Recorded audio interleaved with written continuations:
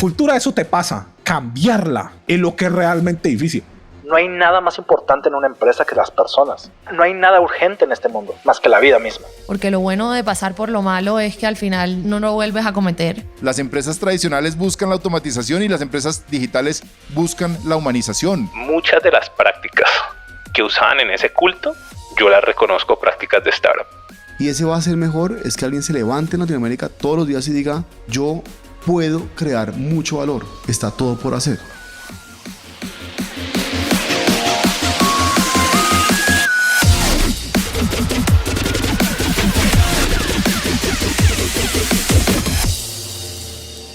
Hola, hola, hola, soy tu host, Robbie J. Fry, y este es el episodio 200 de The Fry Show. 200 episodios que me llevo a 9 países. Me presentó a cientos de las personas más notables que he conocido en mi vida. Me dio amistades que no merezco e iluminó el camino hacia el quinto. Sin embargo, durante esta gloriosa aventura, la idea de decir a la mierda, fuck it, no más, y renunciar permeó mi mente más, mucho más de lo que me gustaría admitir.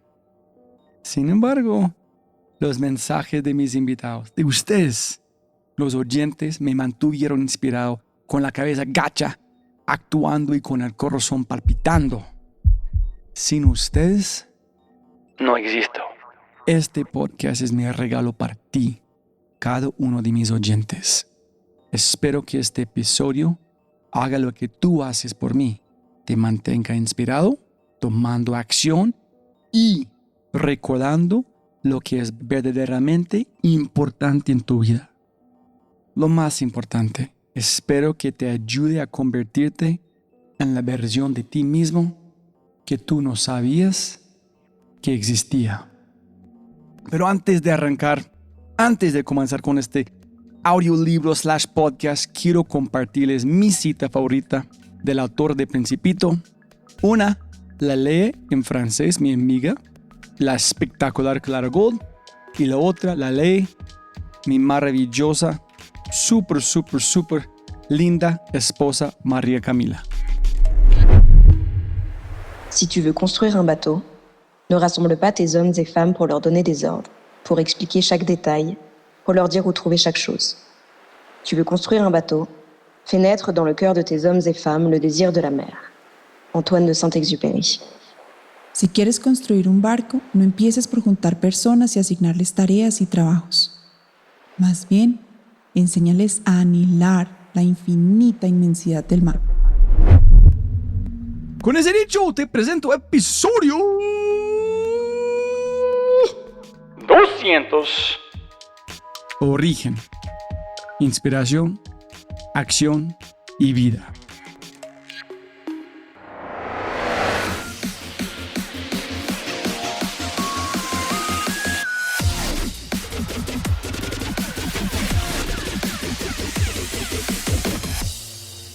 Introducción.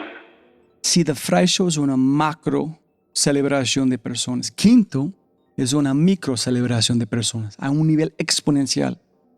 Diariamente, Quinto inspira a miles de personas en empresas de todo LATAM a pasar del yo no puedo a si yo puedo, yo haré. Y yo quiero lo mismo para ti. Por lo tanto, tomé 36 audios de la biblioteca de Quinto y los coloqué en 3 capítulos. El capítulo 1 es inspiración. El capítulo 2, acción. Y el capítulo 3, vida. Por supuesto, puedes escuchar este podcast completo, pero esa no es la intención. Espero que en cambio lo uses como un menú para tu mente. Y, dependiendo de tu hambre, ingieras lo que suena delicioso. ¿Te sientes un poco deprimido? ¿Te preguntas si deberías seguir adelante o necesitas una inyección de adrenalina? Escucha el primer capítulo. ¿Pasas demasiado tiempo hablando de ideas en lugar de construirlas? Escucha el capítulo 2. ¿Has perdido el rumbo o sientes que has perdido la dirección? Escucha el capítulo 3. En la página web y en la descripción del podcast encontrarás el nombre de cada invitado, en el orden en que aparecen en cada capítulo, los enlaces a sus redes sociales y el enlace a su podcast. Si después o durante este podcast deseas más Quinto, visita quinto.ai, KINNTO.ai, y registrarte para el trial de Quinto o preguntas acerca de Quinto para tu empresa. Todos merecen ser inspirados, motivados y desafiados. No de vez en cuando, sino todo el tiempo. Ingresa a quinto.ai y haz clic en Yo quiero Quinto. Capítulo 1. Inspiración. La niña nos cambió el maldito país. Decíamos maldito país todo el día. Estábamos trabajando por tener una operación muy buena. Éramos la empresa de la operación, pero pasaban cosas todo el tiempo. Entonces se caía el puente de la carretera al llano. Eso no se cayó este año. Se lleva cayendo desde el 2004 todos los años. Y recuerdo un año, en el 2008, teníamos nuestro campo de verano en el llano. Íbamos a llevar 80 niños a los llanos, a un campo de verano allá, y se cayó la carretera en mayo. Y no pudimos ir, nos tocó cerrar el campo de verano. O en el 2009, entonces decidimos irnos a Prado, a la represa de Prado, y armar un campo de verano en Prado. Cuando ya estábamos listos, la guerrilla secuestró a una familia en Prado y se nos cayó el campo de verano. Y en el 2010, entonces dijimos, nos vamos a ir a Bariloche. Entonces nos vamos a ir a hacer un campo de verano en Bariloche de esquí. Y explotó el volcán de Bariloche, ese volcán que tapó en cenizas toda la Argentina y que llegó hasta Europa, y pues no, se nos cayó el campo de verano. Entonces todo el día era, maldita sea, ¿cómo así que ahora explota un volcán en Bariloche? Ya en el 2011, el fenómeno de la niña, se inundó el país y nosotros, pues ahí fue mucho más grave, porque ya no era un campo de verano el que se cayó, fue toda la operación. Y en ese momento dijimos, no podemos seguir echándole la culpa a la lluvia o al volcán o a la guerrilla o a la carretera. Es culpa nuestra. Si no estamos preparados para las cosas externas, pues vamos a perder. Para mí, mi vida es antes y después del growth mindset o del fixed mindset, porque primero creo que he tenido un growth mindset a lo largo de mi vida, pero no en todo. Por ejemplo, con las personas de mi equipo. No, es que no es bueno en esto. No, ¿cómo así? Es que en este momento le cuesta trabajo esto, pero me toca enseñarle y podría aprender. No, es que es desorganizado. No, ¿cómo así que es desorganizado? Podría volverse más ordenado, porque uno a veces ya decide que la gente es, y no, nadie es, todo el mundo puede ser mejor.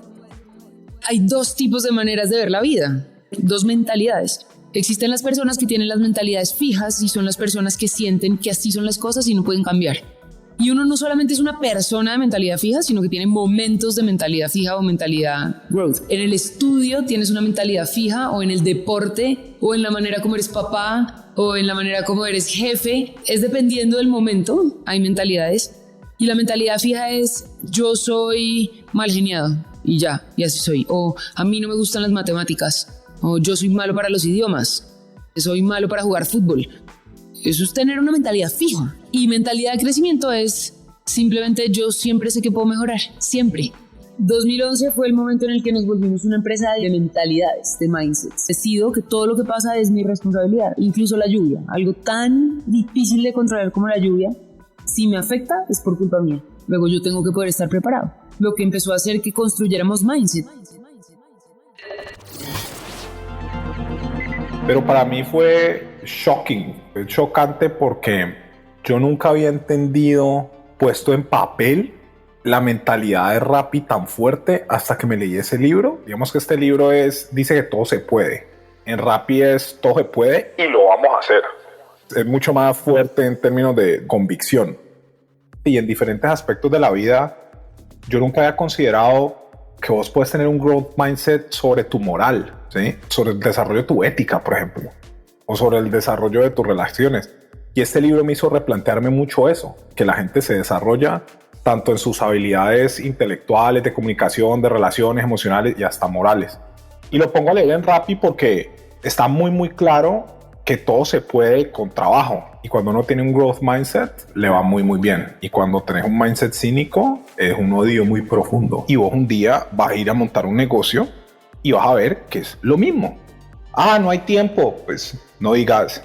Ah, no hay recursos. Pues no shit. O sea, pues no hay. Claro, pero igual lo tenemos que hacer. Yo nací en una economía de escasez, donde todo cuídalo, todo aprovechalo, tal. Y luego, entre Estados Unidos, el emprendimiento y un poco lo que yo hago más es trabajar en el mundo de tecnología, siento que vivo en una economía de abundancia. Es en una economía de abundancia donde uno se preocupa por muchas cosas. Climate change, desigualdad y todo el rollo tal. Es fácil preocuparse de esas cosas cuando hay mucha abundancia. Y a veces es difícil llevar esas ideas incluso a sociedades con abundancia en Latinoamérica. O sea, tengo muchos amigos que les va muy bien en Latinoamérica y cuando yo me pongo a hablar de esas cosas es como de, ¿pero por qué? Y tal, y por qué eso es importante. Y me doy cuenta que es porque ellos pueden tener todos los recursos, pero siguen con una mentalidad de escasez. Entonces es como de, tengo que tener más, tengo que cuidarme, tengo que protegerme, tengo que poner una cerca que me preocupe y todo el rollo. Entonces, cambiar de una mentalidad de escasez a abundancia es importante. Y ojo, para quienes están escuchando esto, que eso no sea de, ay, a Cristian le va muy bien, seguro que vive en San Francisco y todo el rollo. No. ¿Saben dónde empecé yo a pensar más en abundancia que en escasez? No tiene que ver con las cosas materiales, tiene que ver con el acceso a la información y contenidos que tenemos gracias a Internet. A mí me educaron de que para aprender algo tenías que ir a la biblioteca o tenías que abrirla en carta en el único computador en la casa o la única enciclopedia que teníamos en casa. Entonces, el conocimiento y el contenido, teníamos un televisor en casa y cosas por el estilo. A mí me enseñaron a vivir en escasez de contenido, de información.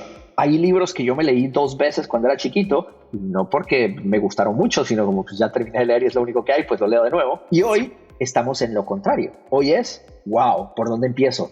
YouTube, Audible, Spotify, wow, estoy escuchando este podcast, pero estoy seguro que hay otro montón de podcasts que escuchar. Estoy leyendo este libro, pero hay 1000 libros que escuchar. Entonces, todos realmente vivimos en abundancia y cuando uno piensa en abundancia, de repente uno puede tener prioridades más absolutas y más interesantes que pueden cambiar a la sociedad. Entonces, destruir un poco mi mentalidad de escasez, que honestamente yo siempre digo que los latinoamericanos nacemos con mentalidad de escasez y sabemos bailar, nos enseñan a bailar, eso es bueno. O sea, unas por otras. Quitémonos eso, pensemos más en la abundancia, hay problemas más interesantes. El problema de por qué no hay tantas mujeres emprendedoras, porque hasta a mí me pasa, a mí me dicen, recomiéndame mujeres emprendedoras y te recomiendo las mismas, Daniela Izquierdo de Foodology, María Echeverry de Muni, Maite de Truora, o sea, hay muchas más obviamente, pero igual no hay suficientes y creo que en parte ni siquiera es la cultura porque todos estamos aportando nuestro grano de arena para de cierta forma tener más mujeres emprendiendo. Es lastimosamente el mindset que como mujeres nos han metido en la cabeza de que nos da 1000 veces más miedo emprender, pero al final cuando te das cuenta, sí hay un apoyo también para que las mujeres emprendan. 100% creo que deberían haber más mujeres lanzándose y que el problema no es lo que hay después de que se lanzan, que sí, que es duro, que hay muchas oportunidades todavía, pero el problema más grande es que las mujeres no se están lanzando a emprender por su propio mindset. Entonces vienen y te digo porque yo lo viví, porque me lo decían y me decían, ¿vas a ser Woman Solo Founder? Entonces es como que ojalá si lo hubieran pensado no me lo hubieran dicho porque le generan a uno una duda que uno de pronto antes no tenía. Es un poco lo que está pasando con las mujeres. Las han asustado tanto con todos los temas de hay diferencia de género, de no sé qué, que lo piensan hasta 10 veces antes de lanzarse. Ojalá más mujeres se atrevieran a lanzarse y creo que más que hacen falta oportunidades para mujeres como lo ven muchos, yo creo que las oportunidades están, hay menos mujeres lanzándose. Las oportunidades están, cada día veo más fondos tratando de invertir en mujeres, más podcasts queriendo tener a mujeres, más... O sea, las oportunidades están, creo que el cuello de botella en este momento es que las mujeres están asustadas. La mejor pastelera para mí hoy del mundo es una chica que estudió arquitectura y luego aprendió pastelería. Es muy gracioso porque yo voy a una conferencia de administradores y les digo, si ustedes quieren ser el mejor administrador, están en el lugar equivocado estudiando administración y todo el mundo se queda como, ¿qué? Yo sí, si ustedes quieren ser el mejor administrador, estudien psicología. Si quieres ser el mejor psicólogo, estudie biología y el comportamiento de los animales y la teoría de Darwin y va a ser mejor psicólogo siendo biólogo que psicólogo. Por ejemplo, en el caso mío, si quieres ser un cocinero exitoso, yo primero fui empresario y aprendí a hacer empresa porque es que la mayoría de los cocineros se quiebran porque no saben manejar la empresa. Entonces yo les digo, si ustedes quieren ser cocineros exitosos, con un negocio exitoso, tienen que estudiar esa administración y luego aprenden a cocinar. Si quieren ser muy buenos cocineros, aprendan otras cosas, aprendan de arquitectura, aprendan de biología, aprendan de carnicería y después estudian cocina. Yo empecé estudiando cocina de vanguardia antes de saber partir una zanahoria y la primera vez que yo partí una zanahoria desde la parte técnica en una escuela de cocina, yo ya sabía cómo rotovaporar y cómo empacar al vacío. Y yo ese primer día yo decía, yo ya sé cocinar al vacío y no sabía cómo se partía una zanahoria y qué era una juliana. Entonces, yo siempre he dicho, si tú quieres ser el mejor en algo, tienes que hacer las cosas al revés. Porque todo el mundo las está haciendo al derecho. Entonces tienes más posibilidades de pegarle al perro, de estallar la piñata, haciéndolas al revés. O sea, si uno hace las cosas al revés, tiene 50% de posibilidades de estrellarse y 50% de posibilidades de ser exitoso. Tienes ese 50-50, pero si las haces al revés muy bien hechas, mejoras ese porcentaje. En cambio, si las haces al derecho, estás compitiendo contra millones de personas. Entonces tus posibilidades es una en 100,000 estudiantes de administración que se gradúan al año en Latinoamérica. Entonces, ¿tú para qué vas a hacer las cosas al derecho y estudiar administración para ser administrador? Pues yo más bien voy en contra de mí mismo o con una carrera contra mí mismo, pero al final del día voy a tener más posibilidades que contra 100,000 administradores que están haciendo lo mismo. Entonces yo siempre aprendí a hacer las cosas al revés, siempre a pensar al revés. Así fue como creé la fundación. Yo decía, pues si todo el mundo rechaza a un guerrillero, yo no lo voy a rechazar. Si todo el mundo quiere educar en un computador sentado a un soldado mutilado, ¿por qué lo van a tener sentado? Yo lo voy a parar. Si la gente está esperando que un político haga la paz porque un cocinero no cocina la paz. Si la gente está esperando que un empresario haga una empresa, ¿por qué no la hace un cocinero? Y cosas que generan una transgresión para uno navegar en un océano azul solo, con sus propias tormentas, y no navegar en un océano rojo lleno de sangre de la competencia. Bueno, el peor y el mejor los he recibido de la misma persona, que es mi mamá. Entonces yo siempre le digo a mi mamá, mami, es que mi mamá, ay Dios mío. Mi mamá es supremamente histriónica, es una mujer supremamente liberada, con un pensamiento muy interesante, pero mi mamá también muchas veces ha sido coartadora de cosas. Entonces, ¿qué pasa? Su peor consejo siempre fue en la universidad, cuando me iba muy mal. Ella me decía, ay, renuncia a esa carrera, andate a hacer una carrera más fácil, más barata, todo ese dinero, todo lo que vas a tener que pagar después, sálgase de esa universidad. Y todo el tiempo me decía que desistiera, pero eso me hacía dar una rabia, y yo esa rabia la cogía en yo voy a ser capaz, ni creas. Cuando uno empieza a estudiar inteligencia emocional, uno se da cuenta que las emociones pueden ser dos lados, el lado que te hunde o el lado que lo coges como gasolina, como propulsor. Y la rabia ayuda a que tengas más creatividad si lo coges de buena manera. Yo siempre lo visualizo en el espejo cuando bailo. Cuando yo tengo mucha rabia con una persona, yo lo pongo en el espejo, me lo imagino a esa persona al frente y bailo con más ganas, como esto no me va a acabar a mí, vas a ver qué puedo con esto. Y a veces tengo bailes que hago que están dedicados a alguien, pero eso lo sé yo. ¿Por qué? Porque esa persona me hizo dar mucha rabia. Entonces mi mamá, claro, tiene esa parte. Pero también mi mamá siempre ha sido la persona que desde otro lado me ha dicho, es muy particular porque es la misma persona. Tú siempre vas a ser capaz de encontrarle solución a todo lo que tú quieras. Tú eres capaz de todo lo que tú te imaginas que quieres ser. Nunca te dejes limitar. No te dejes limitar. Sino que cuando me veía llorando por cálculo y así me decía, ya renuncia, puedes hacer lo mismo en otra parte, pero yo no quería desistir. Entonces gané la forma de no desistir, pero también una persona que todo el tiempo me dijo que uno puede ser en la vida lo que uno quiera. Y cuando a mí me dijeron que uno puede ser en la vida lo que uno quiera, yo dije, bueno, entonces yo voy a hacer lo que yo quiera. Y a mí, como desde muy pequeña todo el mundo dice, es que está loca, y cada vez es más, me enseñó que la locura es algo muy bonito. Y es, nunca le dé miedo ser usted misma, nunca le dé miedo. Y yo me di cuenta con eso, y yo ya le empecé a responder a la gente como, loco yo, loco usted que no hace lo que quiere, porque yo por lo menos hago lo que quiero. Eso es locura, el que no hace lo que quiere.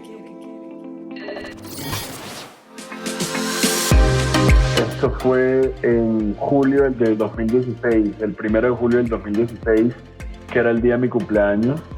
Fue mi primer día de trabajo como CEO de Superfoods. Renuncio en junio, tengo un periodo de más o menos 20 días para entregar el cargo. Arranco el 1 de julio, el día de mi cumpleaños, como CEO oficial. Nicolás, que apenas regrese a Boston y yo le cuento que voy a renunciar, me dice, me pone muy contento que lo hagas y espero que entres a liderar la compañía.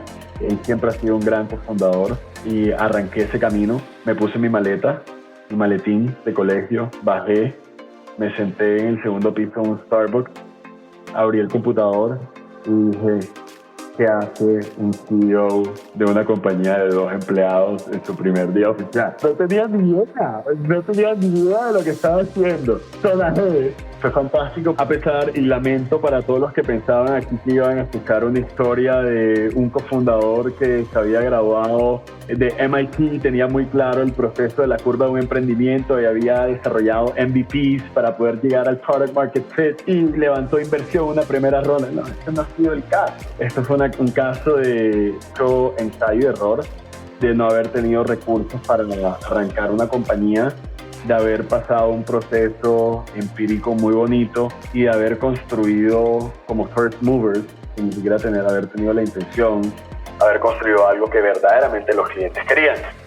Y cuando yo arranqué en ese primer día como CEO de Superfood, ya yo tenía muy claro que mi negocio no era B2C, a pesar de que había una gran atracción y era muy interesante, mi negocio era B2B, porque toda esta cantidad de nuevas marcas de nueva generación que se estaban desarrollando en el mercado tenían unos productos muy bonitos, pero no tenían capacidad de llegar a las tiendas, y que no solo una vez desarrollaban les faltaba el dinero y el capital de trabajo y el capital humano para expandir sus negocios, sino que faltaba alguien en la mitad que les diera esa posibilidad de expandir. Entonces Superfood se enfocó en resolver el problema de distribución para las marcas emergentes, distribuyendo en cientos de puntos a nivel nacional. Y cuando yo arranqué en la compañía, ya nosotros estamos distribuyendo en más de 30, 40 puntos de venta y habíamos firmado contratos exclusivos con unas 10 o 20 marcas. Ahí arrancó la compañía.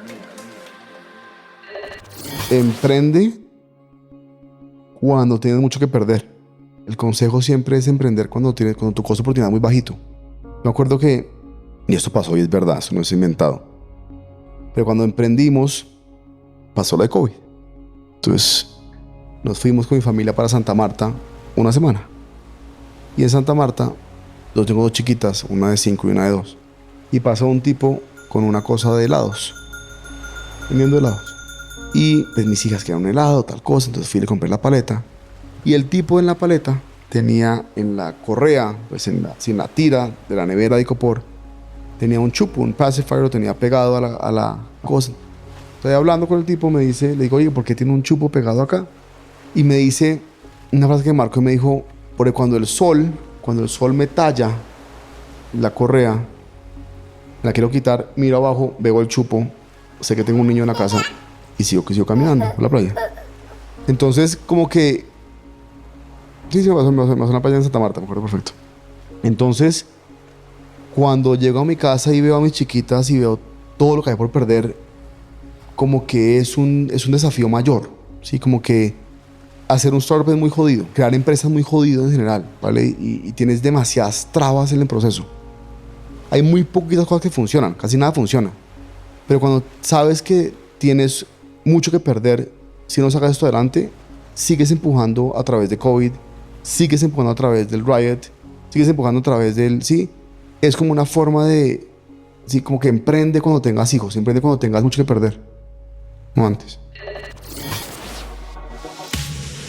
Ahora, volviendo a la parte de mindset, 80% mindset, 20% estrategia, y les voy a contar por qué. Nosotros podemos hacer lo que ponemos a nuestra mente a visualizar para hacer. La única forma de lograr algo es estar convencido de que podemos lograrlo. O sea, en el momento en el que vos estás realmente convencido de que podés lograr el objetivo que te estás proponiendo, que estás recontra manija, o sea, que tenés muchísimas ganas y que estás en tu alma, vos deseas con todo tu alma lograr ese objetivo, ya lo lograste. Simplemente que no pasó el tiempo necesario. O sea, Lemon ya es la empresa cripto más grande de la TAM. Lo único es que todavía estoy trabado en el 29 de junio. Todavía no pasó el tiempo para pasar en usuario ni a Bitso ni a Mercado Bitcoin, pero Lemon ya es el más grande, porque ya está todo el equipo convencido de que ya somos más grandes. Simplemente que necesitamos días, o sea, necesitamos que pasen los días para que vayan creciendo las métricas, pero nosotros ya lo somos, por eso ya ganamos. ¿Y por qué Lemon tiene 1 millón de usuarios? Porque cuando nosotros nacimos, que teníamos $100.000 y nuestro competidor por un lado tenía 300 millones y el otro por el otro lado tenía 200 millones, nosotros ya sabíamos que ya teníamos 1 millón de usuarios nada más que todavía recién empezábamos. Entonces, claro, ¿cómo voy a tener 1 millón si recién empiezo? Pero yo ya sé adentro que ya los tengo. Por eso, nunca nadie hable, ni en sus equipos, y mucho menos cuando estén pitchando inversores, que van a tratar de hacer algo. Yo cuando escucho un pitch y una persona dice, no, because we will try to do this, o we want to do this, fucking bullshit, man. Star Wars lo dice, Master Yoda, do or do not, there is no try. O lo haces o no lo haces, no tratás. Ya está, punto final de la historia, no hay nada más que agregar. El mindset lo es todo porque, de vuelta, hay 3 secretos para el éxito. Son estos 3. Tengo un deseo profundo que atraviesa mi alma y mi espíritu por lograr algo. Tengo un objetivo, tengo un deseo profundo que atraviesa mi alma y mi espíritu de lograrlo. Y trabajo, nada más. Eso es todo lo que hay que hacer. Entonces, me pongo un objetivo, me aseguro que estoy 100% alineado filosóficamente con ese objetivo, porque si no, no voy a estar ultra altamente convencido y no me va a dar un fuego en mi alma que digo, quiero lograr esto, pase lo que pase, voy a hacer esto, y me pongo a trabajar. Tienen que estar convencidos de eso y tienen que estar convencidos de que ya lo lograron, y después es una cuestión de que pasen los días. Después las cosas pasan.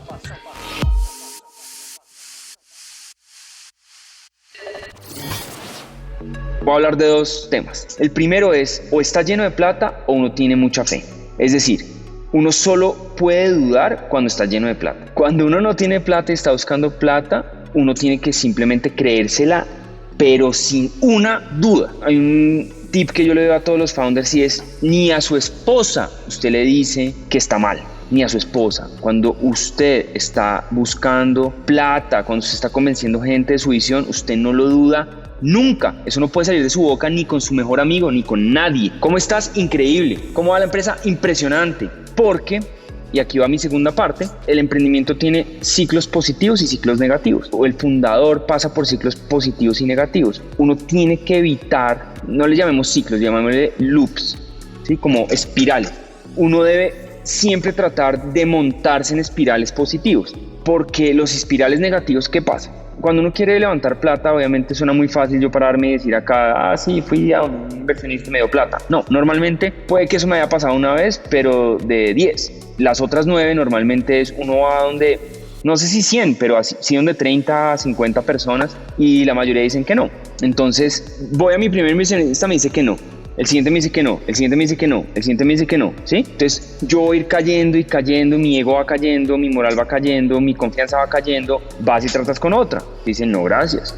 Vas tercera, cuarta, quinta, muy pocos llegan a la quinta. Me hace que tienes que llegar a 50 para poder lograrlo. En la número 10, tu ego está en el piso, sientes que algo está mal, todo se te derrumba y tú ya no quieres más y quieres simplemente irte o parar de tratar. Entonces, eso es un loop negativo y uno cuando busca plata, uno entra en estos loops negativos porque pues es difícil y mucha gente va a decirle a uno que no. El tema es que si uno sabe que uno se va a meter en estos loops negativos, pues uno tiene que mantener un positivismo tremendo. Entonces, ¿eso qué quiere decir? Que uno no puede reforzar ese loop saliendo y diciéndole a la novia, no, es que me está yendo como un culo. No, uno tiene que, todo lo que expresa durante todo este proceso tiene que ser positivo. Fe, creérsela, porque eventualmente alguien le va a creer a uno. Y creo que ese es uno de esos trucos y algo que me hubieran dicho antes. A mí me ha costado 10 años entender que lo más importante es mantener el positivismo y creérsela. Uno tiene que ser un puto toro, ¿sí? Y puto toro lo que quiere decir es que uno tiene una visión tan arrolladora y un speech tan arrollador que la gente simplemente quiere montarse en ese tren. La gente simplemente siente como que mierda, si no me monto acá, me quedo por fuera. Yo creo que el mejor indicador de que a ti te está yendo bien es cuando la gente como que siente ansiedad cerca a ti, cuando empiezan a sentir cómo me meto, cómo hago parte de esto, como que quiero saber más. Eso indica que tú estás logrando transmitir como ese excitement, le produces qué tal que este toro, qué tal que este tren, qué tal que este loco lo logre.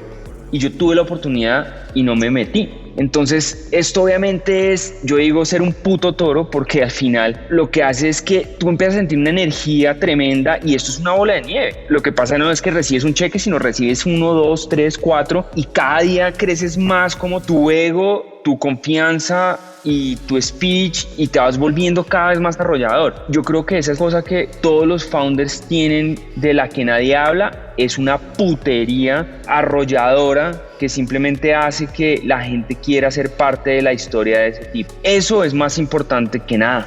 eso es más importante que el proyecto, eso es más importante que tan bien están los números, eso es más importante que el plan. Es esa actitud de yo voy a hacer esto, si me quieres acompañar, increíble, y si no, no me importa porque no necesito de nadie, porque soy un toro y nadie me para. El mensaje al resto de las personas es que emprender no es necesariamente montar una compañía, ir a la Cámara de Comercio y hacer una sociedad. Eso no es emprender. Emprender es una forma de vida que te hace más feliz a ti como persona y que hace el mundo mejor. Y ese mindset emprendedor, que es un poco lo que hablábamos de los paisas, que son resilientes, te saludan con una sonrisa, siempre están pensando en lo positivo. Ese mindset emprendedor, si quieres verlo desde el punto de vista egoísta, químicamente en tu cerebro, digamos que te genera más dopamina tener ese mindset de no ser una víctima, no quejarte, darte a los demás, estar pensando hacia afuera en un proyecto, en qué creas, en vez de estar pensando en todos tus problemitas. Entonces, creo que aquí hay dos cosas para hacer en el país. Uno es crecerlo de verdad para que todos estemos mejor. Lo otro es tener cuidado de que cuando eso pase, no hayamos construido una cultura de personas entitled. ¿Qué es una persona entitled? Una persona entitled es una persona que cree que se merece las cosas por haber nacido. La vida me debe, el país me debe, mi mamá me debe, el gobierno me debe, mis amigos me deberían llamar a saludar. Eso es la definición de una persona triste, egoísta y triste. Lo contrario a eso son los que están pensando en construir, en entregar, en dar amor, como hablábamos ahora, en generar oportunidades, en no quejarnos, sino que corregir.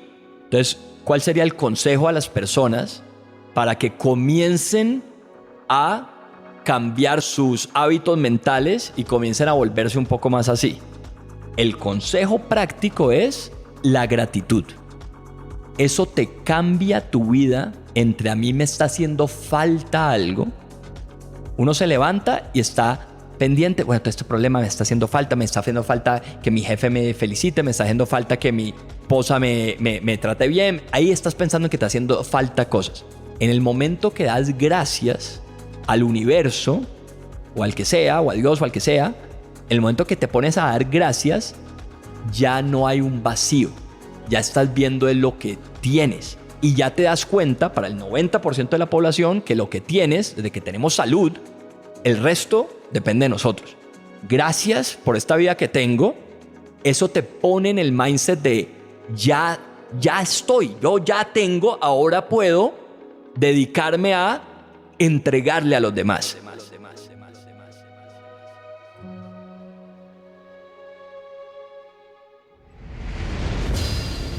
Capítulo 2. Acción.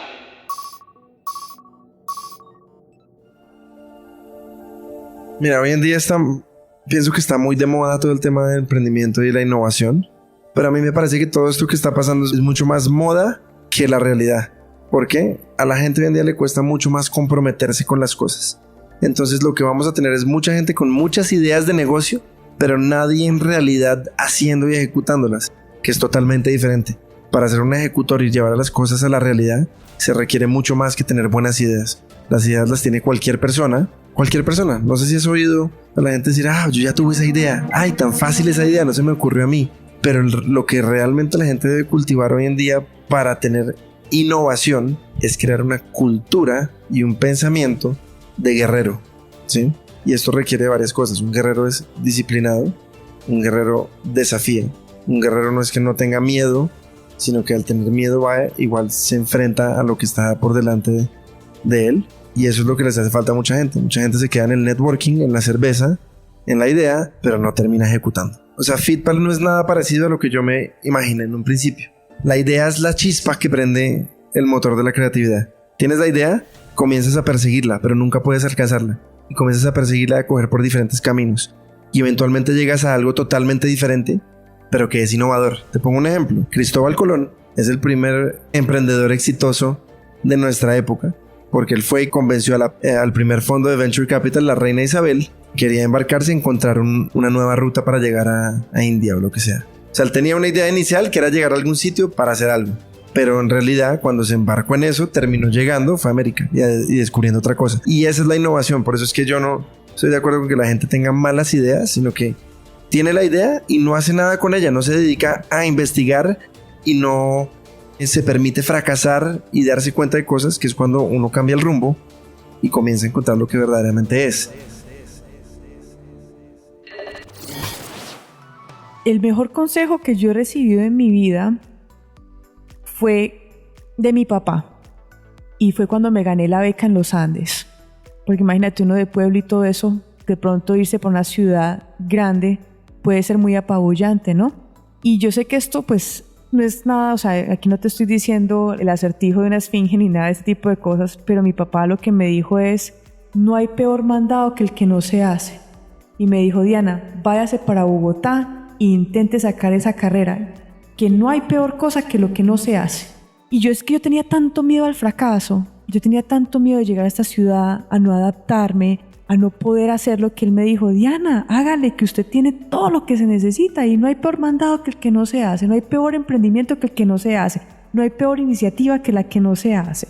Y fue como, en cierta forma, permitirme a mí el chance de pronto fracasar, pero hacerlo de una forma positiva, que a Dios gracias a mí me fue muy bien, pero esa realización que uno diga, bueno, pues no importa, el asunto es poder arrancar, ¿no? Yo siempre he utilizado eso en mi vida y en cada emprendimiento, en cada idea, en cada decisión. Yo decía, bueno, pues no hay peor cosa que la que no se hace. Y del piso no se pasa. Eso lo tengo claro, del piso no se pasa. Entre más duro cae uno, más duro rebota. Entonces saben como mis cosas, y eso es muy de mi papá. Y eso siempre, digamos que con esas tres cositas yo siempre me voy. No hay peor mandado que el que no se hace. Del piso no pasa y entre más duro cae uno, con más ganas rebota. No sé, por ejemplo, desde afuera Rappi se ve como esta empresa pues impresionante, ¿no? Y pues a nosotros nos da mucho orgullo cuando reflexionamos y lo grande que es. Pero yo me acuerdo en las épocas de Gravity, siempre decía que una vez uno saca una app a producción y alguien se la descargó, esa app es imposible que tú la puedas bajar. No es como una página web que si tú tumbas el servidor, pues desaparece el mundo. El app siempre va a estar ahí. Entonces, cuando nosotros sacamos el app de Rappi, cuando empezamos la empresa, nosotros ya no había reversa. Mucho de lo que, digamos, cómo se siente la empresa por dentro es muy parecido al mismo día, donde qué son las cosas que hay que hacer, de verdad cuánto tiempo tenemos o qué es lo que hay que lograr y démosle, rememos todos los días y así se siente todos los días, es reme, trabaje, que las cosas buenas vienen. Y eso es mucho de, pues no sé, de mi personalidad. Pues no importa, a trabajar y a resolver los problemas y a darle. Y yo creo que pues desde mi punto de vista, yo creo que yo he transmitido mucho eso en la cultura de Rappi, que hay problemas duros, hay cosas que parecen imposibles y pues Simón diciendo locuras todo el día que son casi imposibles de medio ni mencionar, pero si uno coge, las baja a un papel, mira un problema a la vez y empieza a remar, las cosas se dan. Pues Rappi ya no se puede bajar del universo, siempre puede haber, yo puedo dejar el app descargada en mi celular para siempre, pero siendo una empresa de 10 personas, siendo una empresa de 3.000 o 4.000 personas, pues es lo mismo lo que hay que hacer, hay que seguir trabajando, no hay que sentirse jefe del mundo o demás, sino que hay que seguir trabajando.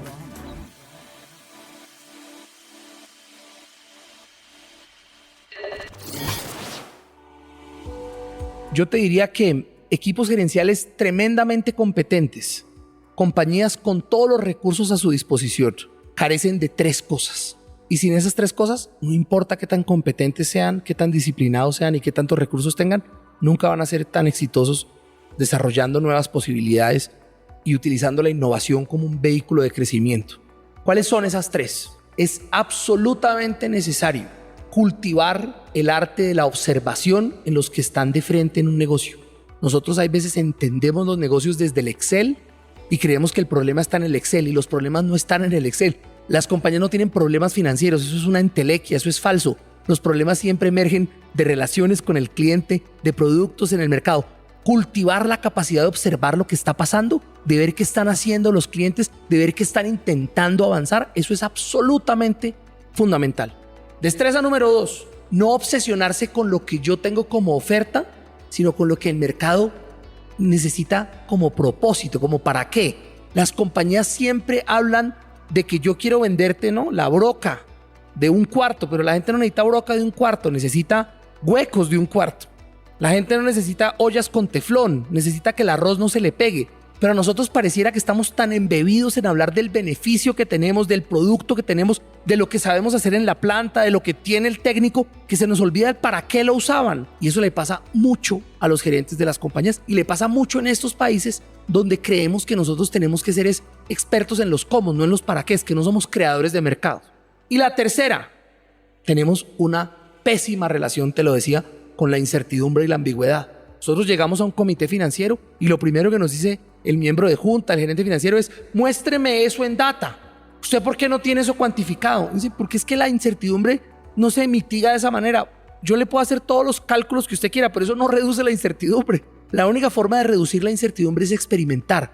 Nosotros detestamos la palabra experimentar. Casi que si yo llego a una junta y le digo quiero hacer un experimento, la gente me dice: no, es que una empresa no es para hacer experimentos. Entonces, si las empresas no son para hacer experimentos, es la mejor manera condenarlas a que no aprendan. Y un sistema que no aprende, pues tú ya sabes dónde ha terminado todas las historias de empresas, gobiernos, personas, cuando se les quita la capacidad de aprender y experimentar. Entonces mira que esas tres, una mirada distinta y observar. La capacidad de entender los para qué es tanto más que los cómo, los beneficios más que los atributos, y la capacidad nuestra de experimentar y aprender desde el mercado. Si tú no tienes esas tres cosas, no hay forma. No hay empresas, por talentosos que sean sus equipos, por MBAs preñados de Harvard que tengas, no son capaces de crear nuevos mercados. Errores clásicos de innovación en las empresas. Pensar que todas las ideas surgen de un solo proceso. Las empresas tienen muchos procesos de innovación. Hay procesos elitistas, hay procesos democráticos, hay procesos grandes, hay procesos pequeños, hay procesos de todas las personas, hay procesos de pocas personas. Entonces, lo primero que tiene que entender una empresa es que si quiere ideas de cierto calibre, necesita cierto proceso. Cuando uno va a una empresa y le preguntan a uno que usted nos monte nuestra cultura de innovación, lo primero que ellos dicen es: ¿cuál es el proceso de innovación que queremos montar? Yo les digo: es que no hay uno solo, es que hay varios conviviendo. Si usted quiere tener patentes, va a tener que tener a 10 cabezas científicas de alto nivel pensando en la biotecnología, ¿de acuerdo? Si usted quiere ideas que todo el mundo participe, pues usted puede tener unas cuantas ideas con 3 focos muy claros donde todo el mundo no necesite mucho conocimiento para dar ideas. Entonces, uno de los grandes errores que tienen las empresas con la innovación es pensar que existe un solo proceso. Existen 10 procesos al tiempo. Existen procesos elitistas para innovaciones de largo plazo, donde seguramente necesitamos unas personas súper especializadas que se descontaminen del resto de la empresa para pensar en grande, y posiblemente necesitamos unos procesos clásicos y básicos donde todo el mundo dé ideas pequeñitas. Seguramente necesitamos hablarle al mundo para que el mundo nos dé ideas que si yo no tengo, que es lo que se llama Open Innovation. Entonces, la primera cosa que tenemos que entender es que el primer error es pensar que la innovación tiene un solo proceso. Tú tienes que tener varios procesos en paralelo. La segunda, pensar que la innovación es un proceso. La innovación no es un proceso. La innovación es la capacidad de movilizar personas para que tengan ideas extraordinarias. Entonces, tú puedes tener un proceso y explicitar el proceso y vender el proceso, y la gente no va a dar ideas porque tal vez no son extraordinarias, porque necesitamos gente arriesgada, confrontadora, distinta, curiosa, y esos no son todos en una empresa. Nosotros hemos identificado que el 16% de las personas de una empresa son innovadores, el 64% lo podrían ser y el 20% no es. Entonces nos toca jugar con esos números para lograr motivar a esa capacidad extraordinaria de innovación que tienen las empresas. La tercera, la innovación requiere tiempo. Hoy existe una moda curiosa en las empresas y es que está súper cool estar estresado y ocupado. Tú le dices a alguien: oye, ¿cómo estás? Y dice: uy, súper estresado, no tengo tiempo para nada. Si tú no tienes tiempo para nada, ¿crees que vas a poder innovar? Por supuesto que no. Entonces tenemos que cambiar el paradigma. Las personas que innovan tienen que tener tiempo para innovar. Su trabajo es innovar, no su tiempo extra es innovar. Su trabajo de todo el día es innovar, porque ahí vamos a lograr los resultados que necesitamos. Estar en Chile, y si uno se queda metido solamente en Chile, no es mucho lo que uno puede hacer. Pero el tema es cómo uno desde Chile o desde los lugares, desde Colombia, desde Medellín, desde Pereira o desde Ecuador o donde sea, en el fondo, ¿uno puede hacer cosas que tengan impacto mundial? Sí, se puede. Requiere estar conectado, requiere en el fondo elevar el juego y elevar el juego a un nivel que no es el nivel local, que es el nivel que tienen con los que te gustaría estar jugando, entre comillas. Entonces es tener un nivel de calidad en lo que haces, de autoexigencia, que va mucho más allá de lo que el resto de la gente está dispuesta a tener, uno. Y dos, no seguir las reglas que te imponen, porque las reglas que te imponen están hechas para normalizar. Y como decía un entrenador de hockey de la selección americana de hockey, en ice hockey, decía, you need to be uncommon, because common people get nowhere. Pero tipo decía también que para ser uncommon o poco común, uno tiene que estar dispuesto a dar lo que nadie ha dado, a sufrir, a sobrellevar niveles de sufrimiento que mucha gente no ha estado dispuestos a sobrellevar. Y ese sufrimiento uno lo ve en términos de que hay que dejar en la cancha niveles de esfuerzo que para mucha gente son innecesarios, porque con la mitad del esfuerzo tú podrías estar bien. El tema es que la mitad te puede llevar a llegar al 90%, al 90 y tanto por ciento. Pero si uno quiere estar dentro del 1 o 2, si tú quieres realmente tener un impacto que vaya más allá, depende mucho de lo que uno quiera lograr o no. Es decir, yo siempre digo el chiste de que a los pobres les gustan los precios bajos y a los ricos les fascinan. O compites en valor, es decir, buscas un quién que te valore por relevante y distinto, o compites en precio. Y de hecho, pues cuando uno compite en precio, siempre hay un precio suficientemente bajo al que te vuelves atractivo. Entonces, el problema, date cuenta, es que todo se junta con la caja. Porque típicamente la caja es mucho más sensible al precio que al volumen. Entonces, cuando tú reduces tu precio, básicamente te está quitando la caja. Lo que en otras palabras significa que el mercado te está diciendo, oye, lo que tú haces no lo deberías hacer, porque necesito que me des caja para hacerlo. Me consumo tu caja, no es valioso, no te devuelvo caja, no te necesito. Entonces, típicamente, o tú compites con precios bajos o compites en valor. Si no quieres competir en precios bajos, compite en valor. Si compites en valor, entras en un ejercicio muy interesante. Depende quién te valora, porque el único valor universalmente valorado por todo el mundo es el precio bajo. Lo otro depende de quién.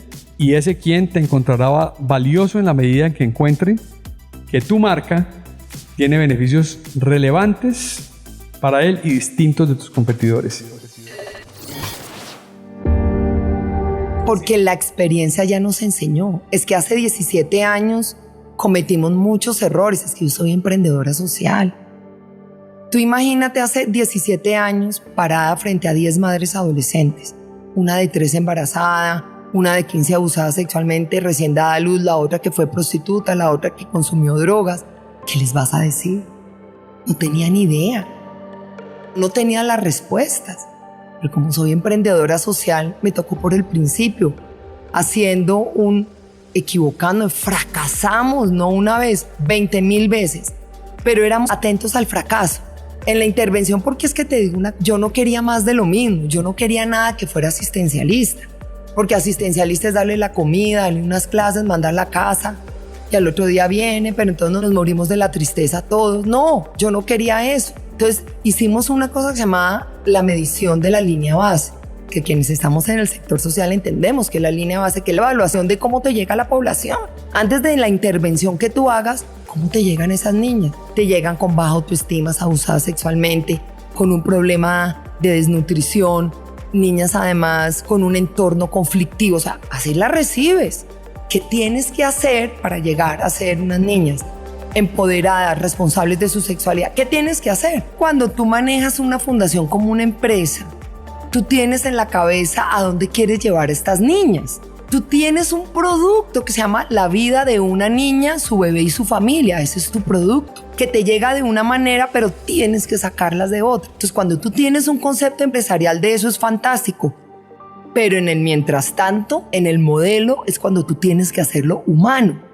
Es donde tú tienes que aterrizarlo. Por eso la diferencia entre una cuchilla de afeitar Gillette y un mercado, pero igual Gillette tiene unas materias primas, tiene una producción, tiene un control de calidad para que finalmente satisfaga a unos clientes que van a usar las cuchillas. Adivina qué me pasa a mí. Yo tengo un raw material, o sea, yo tengo unas niñas que están ahí en una extrema necesidad. Tengo un proceso de producción que es el modelo de Juanfe y tengo que sacar esas niñas a un mercado para que ellas sean viables para una sociedad. Por eso esto se piensa como una empresa, porque si no se piensa así, seguiremos siendo asistencialistas, dándole la sopita a la niña, jugando a las muñecas, y de esto no se trata. A todo surfer, a todo surfista, le debe de gustar remar, porque el 99% del tiempo que estás surfeando, estás remando, te arden los brazos, porque duele estar remando tanto tiempo, te está quemando el sol, te revuelcan las olas, te pegan las tablas de los que se echan y te ganan la ola. 99% del tiempo que estás surfeando es el struggle, es como la lucha. Y 1% del tiempo que estás surfeando, estás disfrutando la ola y ese sentimiento que tuve el día que entré a Y Combinator. Entonces, es la metáfora perfecta de la vida, el surf, porque 99% del tiempo estás pagando impuestos, pagando la nómina, lidiando con el internet de tu casa, yendo al banco, teniendo que contestar correos, viendo que estás en mute en una llamada en Zoom. O sea, 99% del tiempo es lucha por 1% de momentos de extrema felicidad. Entonces, ¿qué es lo que pasa? Que yo cuando estoy surfeando, estoy luchando y me arden los brazos y me duele la espalda y me está quemando el sol, pero tengo una sonrisa de oreja a oreja porque amo el proceso de surfear, lo disfruto como nada en la vida. Entonces, si haces esa analogía, lo que tienes que pensar es, la vida es como el surf. ¿Cómo surfeas la vida? ¿Cómo aprendes a disfrutar el proceso de luchar para crear cosas extraordinarias? Así como a todos los surfistas les debe de gustar remar, a todos los startuperos o a todos los que quieren hacer algo extraordinario, les tiene que gustar luchar. Entonces, si no aprendes a disfrutar la lucha, vas a estar frustrado porque son muy pocos los momentos de verdadero éxtasis, como que no lo vale si no disfrutas la lucha, si no disfrutas el proceso, ¿no? Y esto es como muy cliché, todo el mundo te dice, disfruta el proceso, enjoy the ride. A mí me hizo clic cuando entendí la analogía del surf, entonces a lo mejor hay alguna otra persona que nos esté escuchando que le hace clic de esa manera y pues a mí me ayudó mucho. Algo que siempre yo recomiendo es, siempre que empieces una empresa, rodéate de otros emprendedores porque conocen perfectamente tus dolores y saben perfectamente por lo que vas a pasar y te vas a abrazar con ellos y vas a llorar con ellos o te van a recomendar un montón de cosas y te van a hacer la vida un poco más fácil. Entonces fue muy chévere darnos cuenta que las empresas de Estados Unidos tienen muchas veces nuestros mismos dolores y las de la India y las de Dubái y las de todo.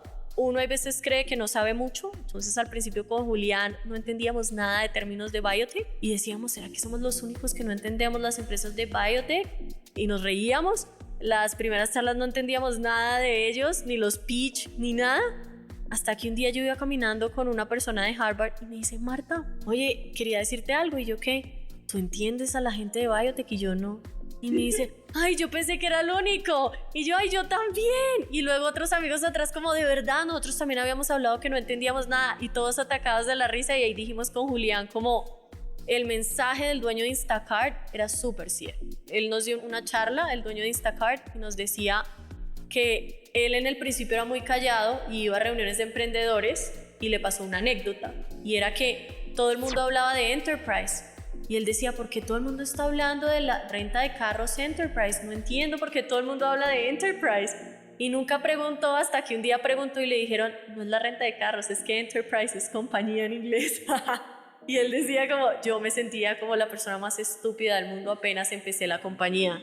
Y es como te das cuenta que tú hay veces también te sientes súper ignorante en muchos términos, no los entiendes, haces caras y seguro la persona del lado que es un personaje que ya lleva 10 años, que facturó $1 billón como Rappi, pasó por lo mismo, lloró por lo mismo, tampoco se las sabe todas y lo hacen las mismas. Algo que nos decían también es, piensen que así facture $1 billón, ese personaje es tu compañero y está en el mismo tren que tú. Entonces, esto no es admírenlos, pero tampoco los tengan como dioses, ténganlos como compañeros porque son sus compañeros ahorita en el fondo. Human beings conform. Uno es el average de las 5 personas con las que anda. Por eso dicen, todo esto llega al mismo ángulo. Never be the smartest person in a room. Si quieres bajar de peso, anda con gente flaca. Todo esto es lo mismo.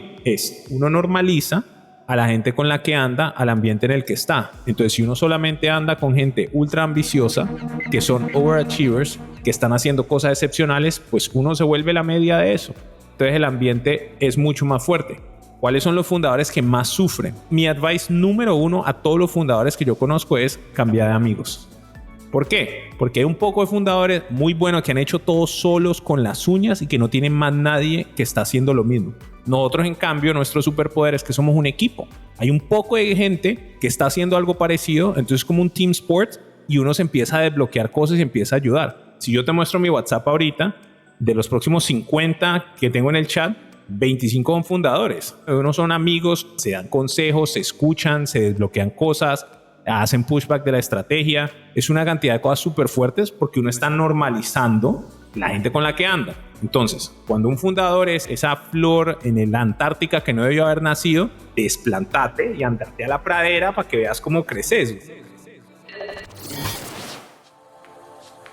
Pero lo otro grande que aprendí de Simón, acuérdate cuando la persona está en el colegio y tiene 15 años y dice, uy, estoy súper estresado, tengo un montón de tareas, y está en el colegio. Y después entra a la universidad y dice, no, estoy súper estresado, tengo un montón de proyectos. Pero después entra al trabajo y ahora trabaja días enteros y dice, no, estoy súper estresado, tengo un montón de cosas para hacer. Pero después sigue trabajando y aparte tiene hijos y no, estoy súper estresado, tengo un montón de cosas para hacer. Todo el tiempo estuviste estresado, pero todo el tiempo pudiste crecer más. La barrera de donde creemos que hasta donde podemos llegar suele ser mucho más allá de donde creemos que está. Y entonces esta evolución que acabo de narrar es solo para ilustrarla. Por Rappi fue uno de esos momentos. Yo en Private Equity pensé que trabajaba durísimo, pero llegué a Rappi y dije, uy, o sea, esto sí que es trabajar. Y entonces yo le digo eso mismo a mis empleados. Y ahorita en Tributi trabajo muchísimo más. Y entonces esa preconcepción de tenemos barreras artificiales que no reconocemos. Y es importante, volviendo al punto inicial, de que alguien te muestre que si hay algo más allá, porque te ayuda a romperlas.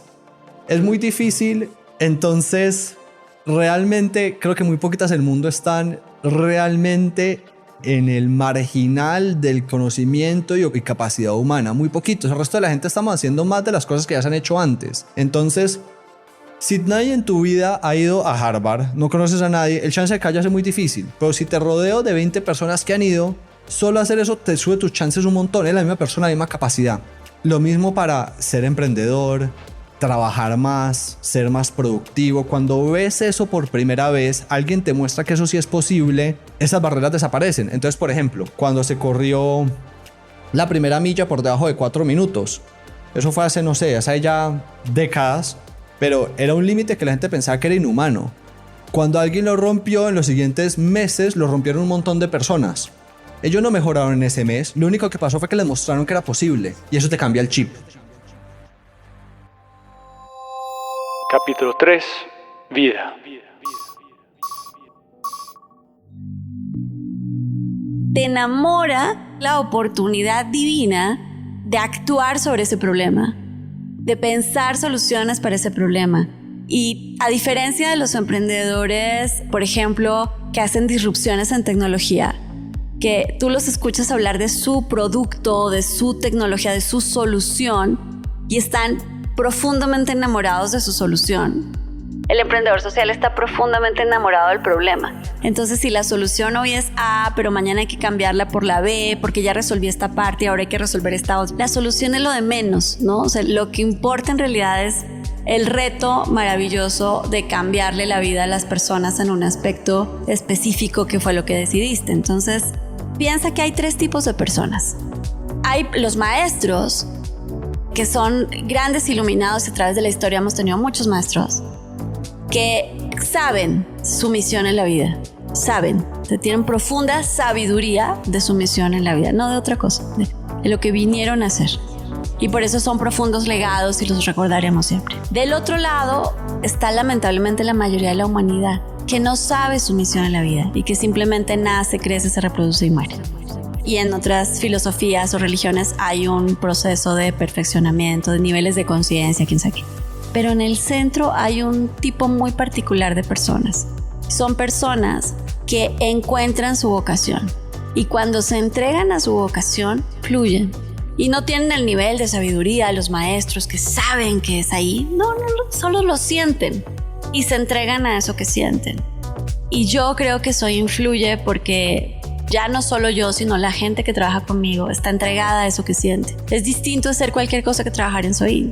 Porque esas personas llegan a la noche y se ven en el espejo, en el de cristal o en el de los ojos de sus seres queridos y saben que hoy le hicieron más fácil la vida a alguien, que ayudaron.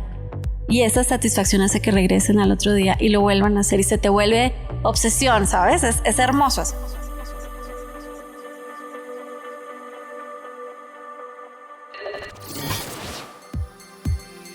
Yo te digo en una frase fácil. Yo digo, primero que el propósito de KO es contagiar al mundo de ganas de vivir en gratitud y feliz.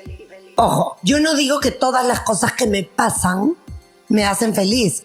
Cuando yo digo train for happiness, no quiere decir que yo me compré la pelota de la felicidad y solo me hace feliz todo. Cero. Me pasan cosas que me dan mucha pena, que me molestan. El punto es que si yo soy consciente de que solo tengo hoy día, no voy a permitir que las cosas que me incomodan y me molestan malogren mi percepción de que mi vida hoy me quiero sentir contenta. Yo sí quiero sentirme contenta. Yo sí creo que no hay tiempo para estar molesto, porque si tú aprendes a vivir en gratitud, tú ahora puedes decir, me llega el tráfico, no lo tolero, y eso te molesta. Yo no digo que tienes que estar en el tráfico diciendo, qué lindo tráfico. No, pero tú tienes que escoger si en ese tráfico vas a llenar a tu sistema y a tu cabeza y a tu corazón de una energía negativa o vas a decir, puta, hay tráfico, ya está. Pero gracias a Dios hay tráfico, pero estoy llegando a una reunión donde tengo un trabajo que me encanta, donde tengo la suerte. Si aprendemos a ser más agradecidos con lo que sí hay, y te pongo este ejemplo que lo acabo de poner hoy día en una reunión corporativa. Hice una charla para un equipo grande de personas en una empresa y les dije algo que digo siempre y la gente se ríe, pero yo digo, si tú me dices, Ale, en un minuto hazme una lista de todas las cosas que no te gustan de tu esposo, yo te la hago en un minuto larguísima. Pero si me dices, ahora hazme una lista de todas las cosas que sí te gustan, también te hago una lista hermosa. La pregunta que me hago todos los días es, ¿a dónde miro hoy?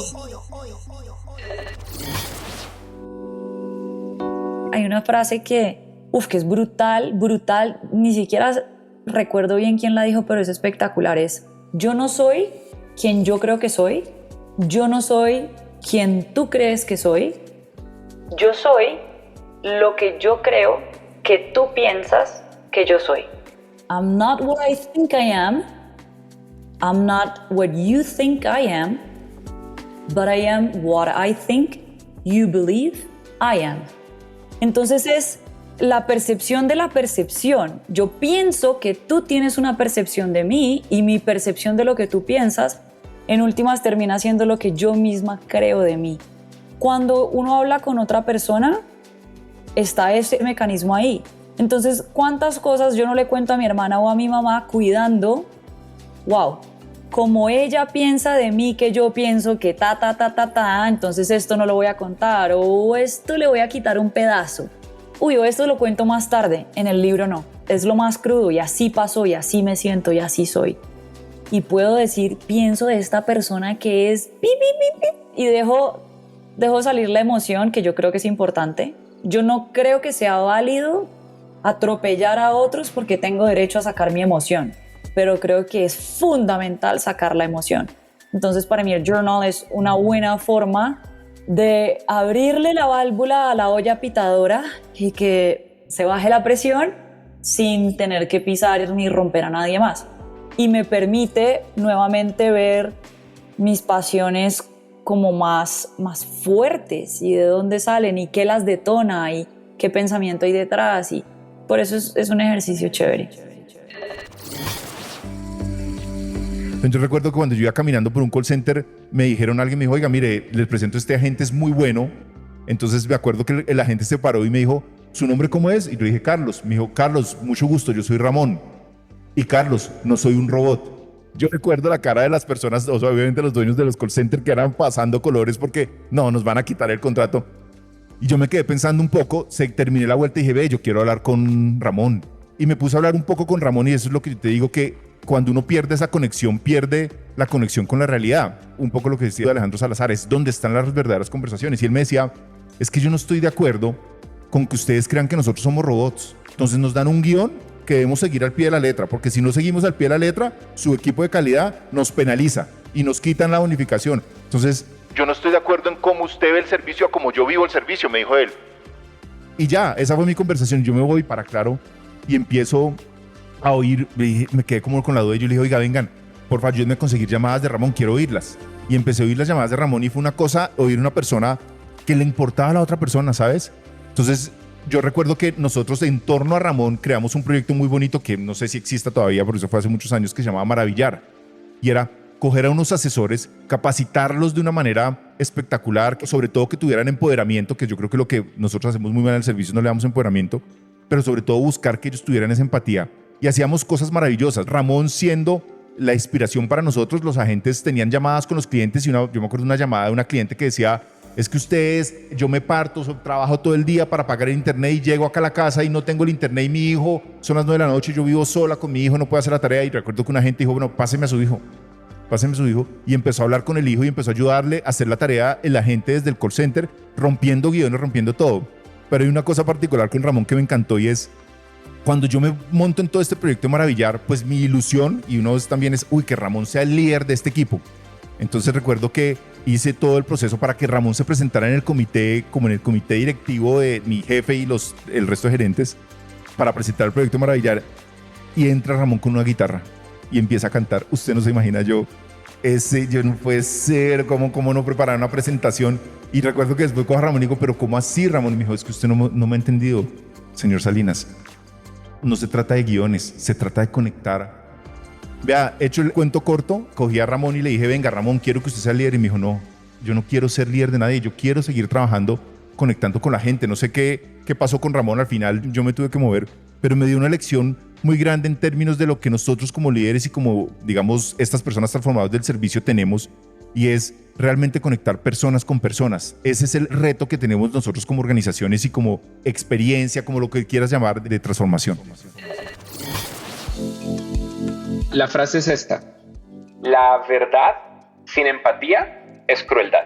Viene de una cosa que a mí me desespera un poquito cuando las personas toman las lecciones de Silicon Valley sin entender lo que hay detrás de ellas. Entonces hay una lección de Silicon Valley que todo el mundo repite y es el radical candor, que es como la honestidad radical. Y básicamente la teoría dice, si uno es radicalmente honesto con la gente, es más fácil que las personas entiendan la verdad y la realidad que cuando uno simplemente como que intenta, como que le da miedo a los sentimientos de las personas. Básicamente el resumen es mejor para la gente decirles la verdad de lo que está pasando y decirles la verdad de lo que uno cree y al darles feedback. Y eso es cierto, con un asterisco. En general la gente no quiere la verdad, en general lo que la gente quiere es empatía, lo que la gente quiere es que la entiendan. Y muchas veces la verdad no es completamente objetiva, no siempre, hay cosas donde 100% es objetiva la verdad, como por ejemplo las ciencias duras. Pero por ejemplo, si una persona está teniendo un mal comportamiento en una compañía o en su trabajo, con amigos o lo que sea, uno no sabe si se le está muriendo la mamá, uno no sabe si tiene long COVID y entonces tiene efectos degenerativos por haber tenido coronavirus. Uno no sabe si tiene otras circunstancias internas. Entonces, uno tiene que decir la verdad, eso es verdad. Pero uno no tiene que ser cruel al respecto de decirle la verdad a las personas. El ejemplo que yo normalmente usaba era el ejemplo de, imagina que conoces a alguien y esa persona no se baña los miércoles, y entonces todos los miércoles huele feo. Y no has desarrollado una confianza mutua, un rapport entre ellas. Entonces, radical candor se le debe decirle, oiga, usted huele inmundo. Y eso es verdad. Y chévere que se lo hayas dicho, pero entonces esa persona va a generar una reacción negativa contigo, porque es como, sí, yo huelo inmundo y los miércoles huelo horrible y esta persona me lo dijo y me hizo sentir mal, entonces le ayudaste y el costo fue sacrificar la relación. Por otro lado, acercarte y decirle con total empatía, oye, he notado que los miércoles hay como problemas en tu olor es distinto y me gustaría entender que esto es una elección personal. Es completamente distinta la aproximación. Pero también pasa que la gente quiere lecciones rápidas. La gente quiere como el truco fantástico que hace que yo sea un profesional espectacular. El hack de 2 segundos que puedo repetir. Y hay uno que otro que es así, pero en general la vida no es así. En general la vida es más alrededor de cómo construyes relaciones con personas. Y la gente no le quiere hacer construir relaciones con personas porque eso requiere tiempo. Eso exige tiempo y dedicación. Y no, para ese momento más bien hago otras cosas o quién sabe qué. Y es problemático.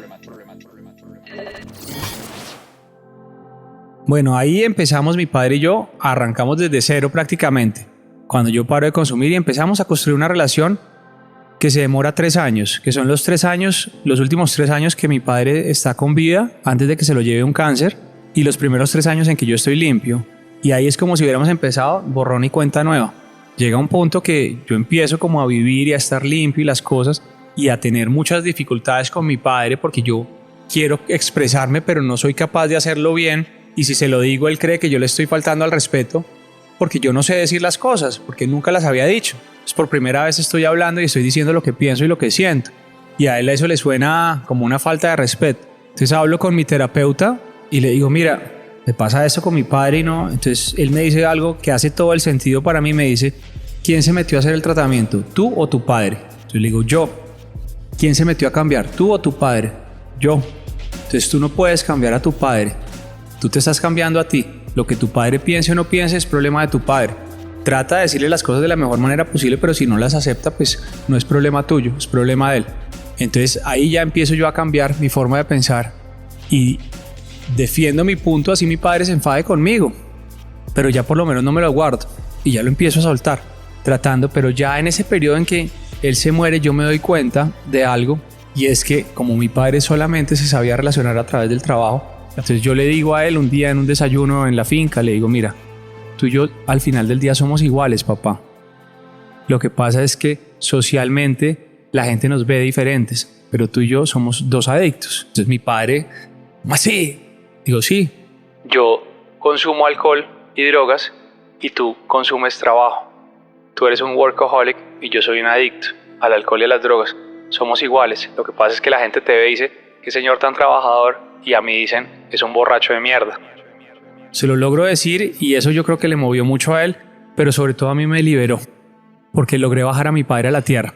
Y esa figura que tenía, pues que era inalcanzable, la volví a tener de tú a tú. Y ahí pudimos construir una relación de verdad. Y la relación realmente fue hermosa con mi padre los últimos 3 años. Pero al final del día me doy cuenta que Chef is Back siempre ha estado. Porque siempre estoy como, I'm always back in my life. Siempre estoy volviendo a mi vida. Luchando mucho, con mucho dolor, pero siempre volviendo.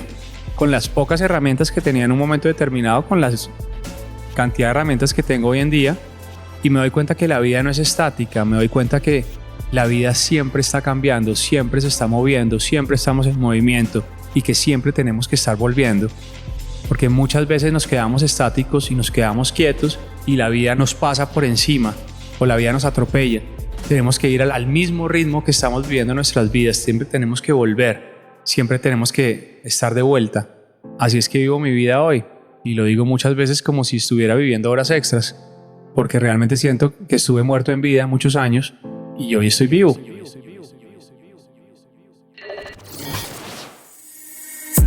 Nunca he sido muy religioso y obviamente esos días buscas de todo y yo me refugié mucho con la religión. Mi suegra es muy religiosa y pues la acompañé un día a misa y yo sentí un calor como muy especial, como de que me dio mucha paz. Y ese día vamos a la visita con Alexis y cuando yo voy saliendo de terapia intensiva veo una chica que estaba ahí en el lobby de terapia intensiva llorando. Una chava, yo creo que de mi edad. Y creo que uno de los mayores errores que he cometido en mi vida, o sea, como que en el grado de cosas que te puede pasar por lo que estás en terapia intensiva, un derrame cerebral con vasoespasmo, etcétera, es lo más grave. O sea, un infarto te pone en un corazón nuevo, ¿sabes? Pero hay gente con infartos que sobreviven, pero un derrame cerebral es lo más grave. Entonces, eso minimicé yo. Y dije, seguro cualquier cosa que esté pasando a esta chica es menos grave que lo que yo estoy pasando. Y entonces me acerco a ella y le digo, me acuerdo perfecto, grave error, le digo, ¿por qué lloras? O sea, mi primera frase es, ¿por qué lloras? Y ella se me queda viendo así como de, ¿quién eres, no? Y le digo, estoy seguro que lo que estés pasando es fuerte, pero yo tengo a mi esposa de 25 años con derrame, bla, bla, allá adentro. Le digo, estoy seguro que lo que tú estés viviendo, la persona que está allá adentro lo va a superar. Y me responde, ya no lo superó. Acaba de morir. Obviamente yo me quedo en blanco, o sea, dije, qué estupidez estoy haciendo.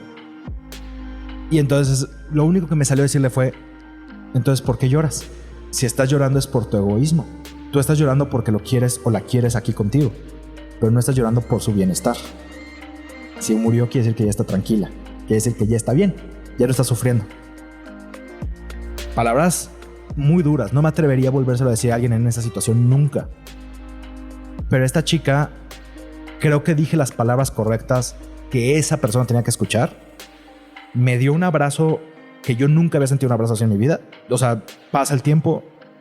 Cuando yo salgo del hospital, ella estaba consolando como a 20 personas que estaban ahí en el hospital. Y ella les decía, tranquilos, ellos ya están bien.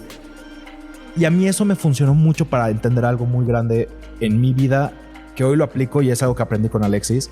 Fue cuando alguien está enfermo, cuando alguien se nos muere, no lloramos por la persona. Lloramos por lo que esa persona significa para nosotros, por el recuerdo de esa persona. Muchas veces no nos preocupa el bienestar de la persona. ¿Cuántas veces decimos como, ay, mi abuelita, que nos dure otro año? Y la pobre abuelita ya está en silla de ruedas, no come, no habla, no se siente bien, sufre todos los días, toma medicinas. Pues ya no, tal vez ella ya no es feliz. Hay gente que sí, y hay muchas abuelitas, mucha gente que dice, yo ya me quiero ir, o sea, yo ya estoy cansado de la vida. Y eso me funcionó mucho para cambiar el chip, y yo dejé de pedir porque Alexis despertara. Yo empecé a pedir porque sea lo mejor para Alexis. Cuando a ti se te muere alguien querido, cuando uno ve muertes, cuando uno se enfrenta a la muerte, es una de las herramientas más poderosas para decir, ¿sabes qué? La vida aquí, we're here for estamos por 100 años, es un regalo, puta, estáis haciendo algo realmente que te motiva, que te apasiona, que is worth your while. Y ese año, el 2013, dije, me empecé a cuestionar. Para ir al detalle, la diagnosticaron con leucemia, yo me vine a Chile, y ella tuvo un tratamiento muy, le hicieron un trasplante de médula, tuvo una leucemia bien agresiva. Y me tocó sentarme con ella en una cosa que llaman la burbuja, que ella estaba en el hospital y tú no podías tocarla, tú la veías a través de un vidrio. Y eran largas conversaciones a lo largo acerca de la vida, acerca de cosas de cómo conoció a mi papá, acerca de las cosas que más le tuvieron sentido. Ella estaba a punto de morir. Y entonces tenía una conversación, qué cosas eran importantes para ella, qué cosas hubiese hecho distinto. La conocí. Y ese, te diría que esos 6 meses donde estuve con ella, me marcaron y me empecé a hacer la misma pregunta para mí. ¿Ya? Y dije, ese marcamiento, yo volví después a Nueva York a fines del 2000 de ese año y empecé a reflexionar sobre, a ver, ¿qué estoy haciendo hoy? Si es que yo estoy dentro de esa burbuja, si es que me pasara esto. ¿Sería una vida bien vivida? ¿Sería algo? ¿De qué me arrepentiría? ¿Qué haría distinto? ¿Qué? Y empecé esta reflexión y ahí empecé a leer. Yo leo mucho.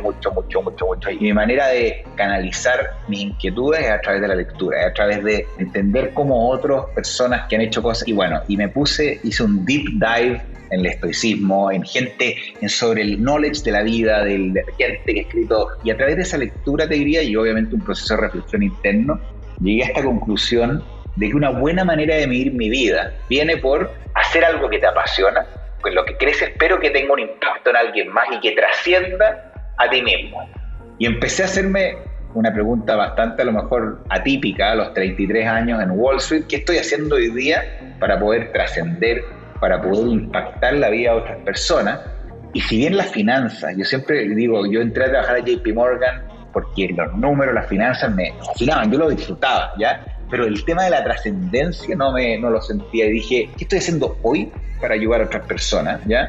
Y la respuesta fue que nada. Y empecé en Central Park, me acuerdo, yo vivía los fines de semana, iba a los soup kitchen a ayudar. Y después, en vez de salir a las clubs, después eso no me llenaba. Y después dije, empecé a acompañar a niños autistas y empecé a hacer una serie de actividades sociales que eran muy fulfilling, pero no me llenaban del todo. Y yo soy un fiel creyente que cuando uno hace algo en la vida, you have to go all in. Y ahí dije, ¿sabes qué?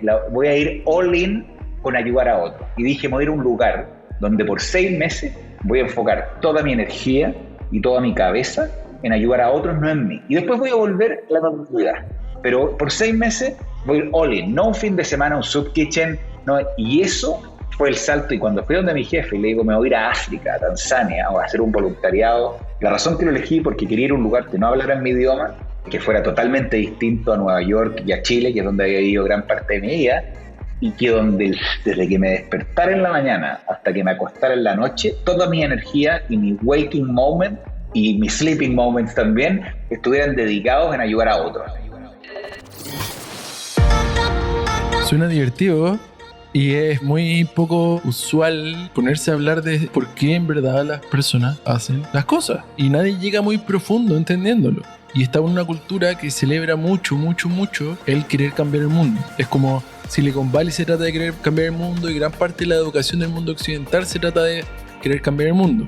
Yo personalmente creo que si las personas se dedicaran a conocerse a sí mismas antes de querer cambiar el mundo estaría mucho mejor de lo que está ahora. Yo creo que el problema es que hay demasiadas personas que quieren cambiar el mundo sin conocerse a sí mismos. Entonces, todos los políticos quieren cambiar el mundo o tratan de cambiar el mundo, pero son personas, en su gran mayoría, que se conocen muy poco. Entonces, alguien que se conoce muy poco, que trata de cambiar el mundo para los otros, el resultado de eso casi siempre es bastante desastroso. Porque en el fondo, ¿cómo yo te voy a cambiar el mundo a ti si yo ni siquiera sé lo que yo quiero para mí? A Jung, el año 60, lo entrevistó un filósofo chileno. Le dice, con todo esto, con el advenimiento de la tecnología, comienzo la carrera espacial, están los rusos con el Sputnik, se sentía que ya venía esta carrera tecnológica. Entonces, este filósofo chileno le dice a Jung, no va a pasar que con este advenimiento tecnológico, todos mirando hacia la estrella, etcétera, ir a otros planetas, va a pasar de moda el espíritu, el alma humana. Y Jung le responde y le dice, por más que queramos salir afuera y llegar a otros planetas, y aunque lleguemos en el futuro a Marte, eso no es más que una forma de escapar de nosotros mismos. Tarde o temprano, aunque lleguemos a Marte, no nos va a quedar otra que mirar en nuestro interior. Entonces, eso está pasando hace 60, 70 años. ¿En qué estamos ahora? Están todos corriendo por conquistar el mundo, están todos corriendo por hacer unas empresas increíbles. Elon Musk es como quien vino después de Steve Jobs en términos de ser este héroe del mundo occidental. Y al mismo tiempo, ¿cómo puede ser de que por un lado estamos súper admirados de los avances tecnológicos y por otro lado, esos mismos avances tecnológicos de comprarse autos eléctricos, Amazon, es como lo que está destruyendo nuestro planeta? ¿Para dónde estamos yendo? Yo creo que Jung tiene razón. Yo creo que lo que debiéramos de partir haciendo es mirando hacia adentro, conociéndonos a nosotros mismos. En ese sentido, tu pregunta de no es solamente pasión, hay algo más. Yo creo que la respuesta es vacío. Es un vacío interior que las personas quieren llenar y no saben cómo. Y lo que está más a mano, lo que nos enseña la cultura es afuera. Tengo que salir a buscar afuera y me voy a llenar con lo de afuera. ¿Por qué? Porque te lo dicen en la televisión, te lo dicen en el colegio, te lo dicen en todas partes. Me voy a llenar con riqueza, me voy a llenar con éxito, con fama. Pero uno empieza a avanzar y te das cuenta de que uno no se llena con eso, sino que el vacío crece. Entonces, creo que tarde o temprano muchas personas se van dando cuenta de que necesitamos personas que se llenen con menos. El cambiar el mundo por los otros empieza a ser, yo creo que menos importante. Empieza a ser más importante el cambiar el mundo para uno. Y el mundo para uno es simple. El mundo para uno es ser amable con otras personas, ser amable con uno mismo, cuidar el medio ambiente, cuidar la naturaleza, ser empático, cosas que no venden titulares, cosas que nos generan atención masiva, pero que sí son las cosas que cambian nuestra realidad. Nuestra realidad se cambia en el aquí y en el ahora. Si todos nos dedicáramos un poco más a hacer ese tipo de cosas, yo creo que el mundo cambia rápido.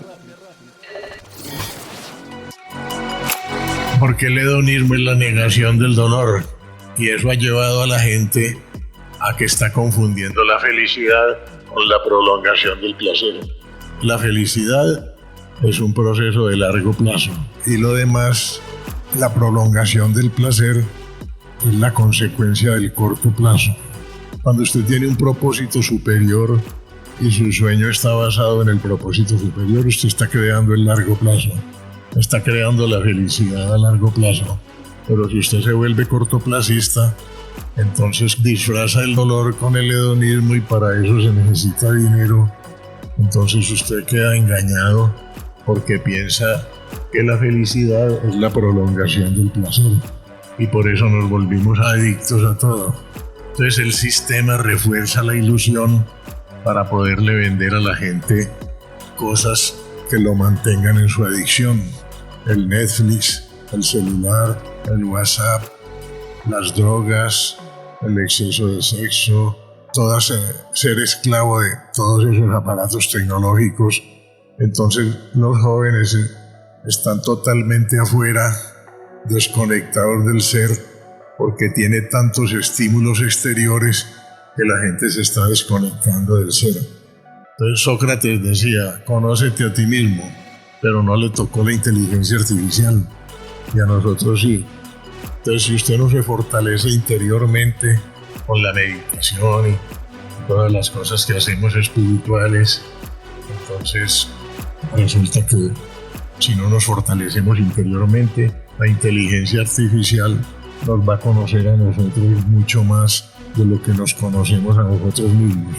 Entonces, los dictadores del futuro son los dueños de los datos, porque ya no van a ser Chávez ni Maduro, sino los dueños de los datos son los nuevos dictadores del mundo, que ya saben qué es lo que le gusta a cada persona para podernos convertir en consumidores pasivos y masificados.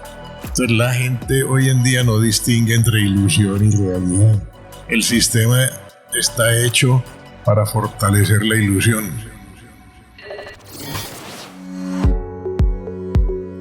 Y después me fui a Filipinas, que en Filipinas es vivir en la mitad de la pobreza. Entonces te das cuenta de la indignidad humana y gente que no tiene absolutamente nada. Había una señora que trabajaba con nosotros en la casa, que entro yo en enero y me dice, ¿vos te subieron el sueldo? Me pareció una imprudencia terrible, ¿no? Y le dije, ¿por qué me preguntas eso? Y me dice, porque si a ti te va bien, a todos nos va bien. Entonces le digo, sí, me subieron el sueldo. Y celebran todos porque me subieron a mí el sueldo, porque eso es garantía de empleo de ellos. O sea, es genuinamente, es una comunidad donde te das cuenta que la riqueza de los demás no te empobrece, que la riqueza de los demás te llena de energía y te llena de valor, porque es a través de esa riqueza que puedes hacer más. O sea, cuando me preguntan, ¿te subieron el sueldo? O sea, ni siquiera, a nadie me pregunta si me subieron el sueldo. Celebraron porque el éxito de alguien es el éxito de todos. Es eso, es que a mí el tema de la envidia con la riqueza es, insisto, la riqueza del otro no me vuelve más pobre. Y vivimos todos, no, es que a fulanito le pagan no sé cuánto, le pagan. ¿Qué te importa? O sea, no te está quitando un pedazo del pastel. Pasa exactamente hoy mi discusión con todo el movimiento LGBT. Hay mucha gente que está en contra del movimiento LGBT pensando que es un pastel, como si le van a quitar un pedazo de sus derechos. A nadie le están quitando los derechos. Cada cual sigue con sus derechos feliz de la vida. Solo que estamos reconociendo en seres humanos unos derechos que les negamos por razones históricas, estúpidas, atávicas, que además te devuelves 3000 años y el homosexualismo estaba instituido en la antigua Grecia y en Roma, para poner un ejemplo. Tema de las mujeres en el mundo indígena eran las que mandaban en la sociedad. Venimos todos en América Latina en sociedades matriarcales. En Europa hubo reinas, o sea, la reina Victoria fue la bisabuela de toda la monarquía europea. Y tenemos que estar pensando en los derechos de las mujeres. Y eso es porque nosotros creemos que la riqueza es finita. La riqueza es infinita. Que hay riqueza espiritual, hay riqueza material. Entonces, yo tengo que apoderarme de la riqueza que me toca, pero no le quito a los demás la posibilidad de tener esa riqueza. Y yo creo que nosotros vivimos en un mundo donde cerramos posibilidades y cerramos puertas un poco para garantizar que nadie llegue a donde nosotros llegamos, como si las montañas fueran solo del que primero que llega a la cumbre. Un superpoder que aquí sería súper válido sería poder hacer a la gente ponerse en los zapatos de otro. Es que la gente aquí nunca analiza, nunca piensa en el otro. Siempre solo piensa en sí mismo. Entonces, sé que en cualquier conflicto, en una manifestación, el que está tirando piedra y el que es policía, si en algún momento los dos piensan en el otro, muy seguramente se solucionan las cosas. Pero nunca se piensa en el otro. O sea, me gustaría un superpoder en el cual yo pudiera comunicarme con alguien y hacerlo entender de cierta cosa, que abra la mente. Es que la gente es muy cerrada de mente. Entonces alguien dice, odio el graffiti, pero esto no quiero ni verlo. Pero hombre, véalo un momento. No, esto no quiero ni verlo. Por favor, abra su cabeza un momento y dígame, es como un plato. No quiero probar el ajiaco. Venga, pruébelo una vez, solo para que lo pruebe y diga, sí, no me gusta. Perfecto, lo probó, no le gusta. Pero si nunca quiere hacerlo, es muy jodido. Y así somos un poco los colombianos. Entonces me gustaría tener ese superpoder de poder decirle a la gente, convencerla de que se abra a pensar otra cosa y de esa manera se calme un poco, ¿no? Se relaje y vaya más allá. Pensaría que el éxito es, en palabras chistosas, un sofisma de distracción para que dejes de pensar en lo que realmente quieres y empieces a pensar en lo que otra gente realmente quiere.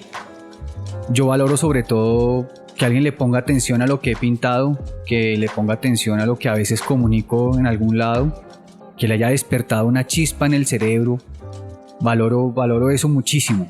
Y pensaría que el éxito en la vida diaria y que vende el sistema y que sería el de Andrés es, y como en este país, es poder sobrevivir a la final. Si me entiendes, que la situación es tan difícil en el país que a la final te sientes muy afortunado de tener todos los días algo que comer, no tengas familiares muertos por violencia, como ese tipo de cosas. O sea, lo veo más en que es tan difícil aquí suplir lo básico, que me parece exitoso que realmente lo puedas hacer. Yo creo que la diferencia estuvo en que mi padre, a pesar de que era analfabeto, porque nunca fue al colegio él, y mi madre solo fue un año, ellos decidieron apostar por la educación de sus hijos. Yo me acuerdo cuando mi papá mandó a mi hermana mayor a la secundaria, varios compadres de él, campesinos como él, vinieron a casa para decirle qué estaba haciendo. ¿Cómo es que iba a mandar su hija mujer al colegio? Cuando las mujeres íbamos al colegio íbamos a aprender solamente a escribirnos con los enamorados. Y que por qué él estaba mandando eso, que luego sus hijas a ellos también le iban a reclamar eso. Entonces yo estaba paradita detrás de una cortina escuchando a todos que habían venido porque me llamó la atención. Y mi papá, con una simplicidad, les respondió que a mí me marcó y les dijo, mira, y yo estaré orgulloso que mi hija y las siguientes hijas sean ellas las que escriban sus propias cartas y lean sus cartas y no tengan que llevar sus intimidades a otros por no saber hacerlo como lo hice yo. Para mí fue así, wow, o sea, cuánta sabiduría en un hombre. Por eso siempre digo, el colegio, la universidad te da conocimientos, pero más conocimientos te da aquí adentro, lo que tú puedas ir creando en tu corazón. Y mi padre era eso. Mis padres además éramos tantos y ellos nos hacían pasar a todos. Mi madre decía, gente comedida nunca se muere de hambre. O sea, eso indica que tienes que saber hacer de todo y que no te dé pena si ya eres ingeniera en barrer la calle porque tienes que hacerlo y enseñar a otros. Entonces ellos a todos nosotros, hombres y mujeres, nos pasaban por turnos. Una semana a mí me tocaba levantarme temprano y hacer el desayuno para todos, incluido el fiambre para que mi padre lleve a la chacra. Otra semana me tocaba pasar por barrer la casa, la huerta. Otra semana por dar de comer los animales. Otra semana, los fines de semana, te tocaba lavar la ropa. Luego mi madre nos enseñaba a remendar, porque mi madre decía que una gente pobre tiene que tener el orgullo de nunca andar ni roto ni sucio. Puedes ser pobre, pero tienes que estar limpio y remendadito. O sea, remendar significa poner parches, pero que no tengas los huecos. La última vez que cambié mi mente radicalmente fue, y he tenido como varios episodios de esto. Un día, hace unos años, estaba en un avión volviendo de Shanghai, creo que volando de Shanghai a Estados Unidos. Un vuelo de noche, pero no estaba pudiendo dormir. Y comencé a pensar en mi vida, a pensar muchas cosas. Y de un momento a otro me puse a llorar, pero como decimos en Colombia, no a llorar, sino a berrear.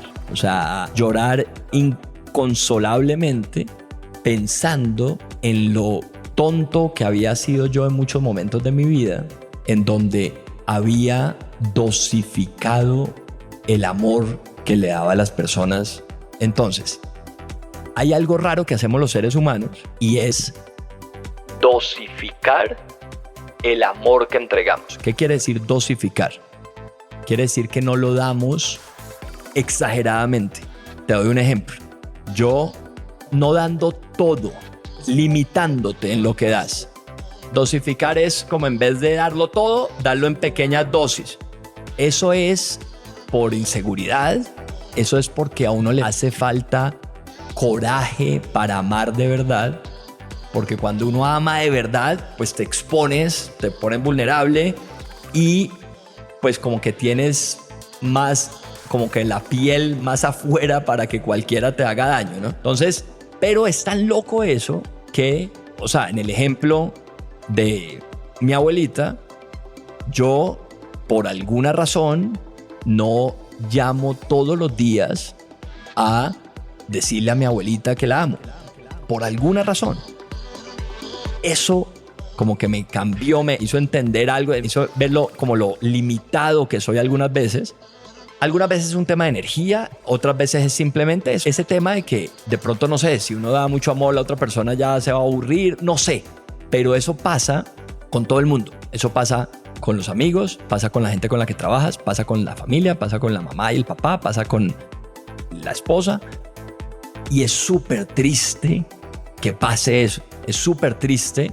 O sea, no sé cuál es la persona que más amas en el mundo, pero a esa persona, por alguna razón, le estás dosificando el amor. Y entonces desde ahí como que volví a tener una de esos episodios y comencé a hacer esas llamadas de hablar con un amigo para de verdad ver cómo está y hablar con alguien para ayudarlo y darle amor a alguien. Y la chispa en el avión fue un poquito como el insight de mi propia cobardía, porque yo tengo una vida muy buena y una vida muy linda en donde puedo vivir un día muy bien, y eso hace que no tenga que estirarme en ese sentido a, pues de verdad, como que manifestarle el amor o vivir en el amor. Es que no solo manifestar el amor, es amar de verdad. Tú puedes llamar a alguien y hablar con él amándolo sin decirle te estoy llamando a decirte que te quiero, ¿no? Pero sí es, y eso mismo pasa con